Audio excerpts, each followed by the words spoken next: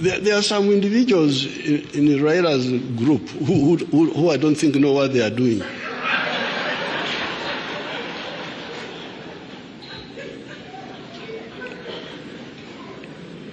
You know, I am a consumer of intelligence services.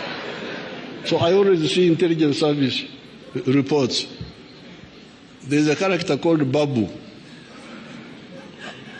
I always see Babu. Dealing with anti-Ugandan group, anti-NRM group, seeing Ugandans. So I had never chosen him, but now I am choosing Babu.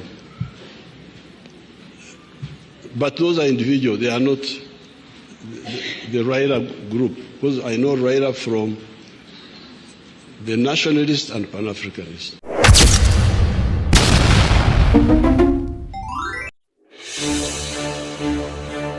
Museveni's nervous moment.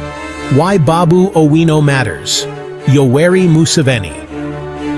The name echoes power in Uganda. He's been president for decades, but recently he seemed a little uneasy. What rattled him? A young politician from Kenya, Babu Owino. Now, you might think, Kenya, Uganda, what's the connection? Politics. It's like a soap opera.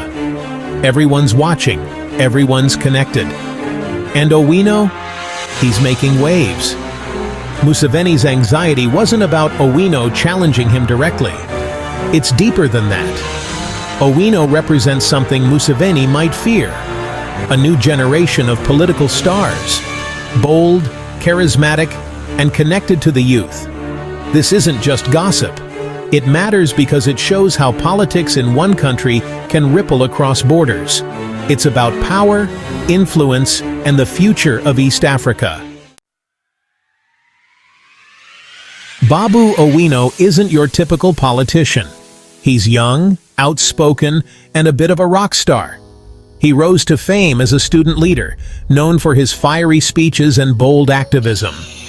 Now, he's a member of the Kenyan Parliament, representing Embakasi East. Owino is a strong ally of Raila Odinga, a veteran opposition leader in Kenya. His journey from student activist to parliamentarian shows his ambition and connection with the people. He's not afraid to challenge the status quo, and that makes him a force to be reckoned with.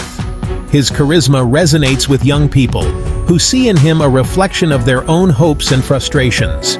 This makes him a potent political force, capable of mobilizing large crowds and influencing opinions. The story goes like this. Raila Odinga, Kenya's seasoned opposition leader, was launching his campaign. Big event, lots of people. Museveni, being the good neighbor he is, was there too. During his speech, Museveni pointed to Owino, who was in the crowd. He said something like, "This young man will be president of Kenya one day. I can feel it." Now, that seems like a compliment, right? But here's the thing. Museveni has been in power for a long time. He's seen rivals rise and fall. Some say his words were less of a prediction and more of a warning, a sign that he sees Owino's potential and perhaps the threat he could represent. It's like watching a nature documentary. The lion sees the young, strong zebra. It might admire its energy, but it also knows the zebra could challenge its dominance one day. Section 4. Decoding Museveni's fear, youth, charisma, and the future of politics. So, why would Museveni, a seasoned president, be even slightly bothered by a young politician from another country? Because Owino represents everything Museveni might be worried about. Firstly, Owino is young. Museveni? Not so much. Across Africa, there's a growing desire for change, for new leadership. Owino embodies that yearning for something different. Secondly, Owino is charismatic. He connects with people, especially the youth, in a way that older politicians sometimes struggle to do. That connection is powerful, especially in the age of social media. Lastly, Owino is a symbol of what's possible. He rose from humble beginnings to become a powerful voice. His story resonates with many who feel left behind by the old guard. Museveni, whether he admits it or not, understands this. He knows that the old way of doing politics is fading, and Owino represents the future. Section 5. The bigger picture, regional dynamics and the power of influence. This isn't just about Museveni and Owino. It's about the bigger picture. East Africa is an interconnected region. What happens in Kenya has ripple effects in Uganda, Tanzania, everywhere. Owino's rise signals a shift in the political landscape. Young people are no longer content to be passive observers.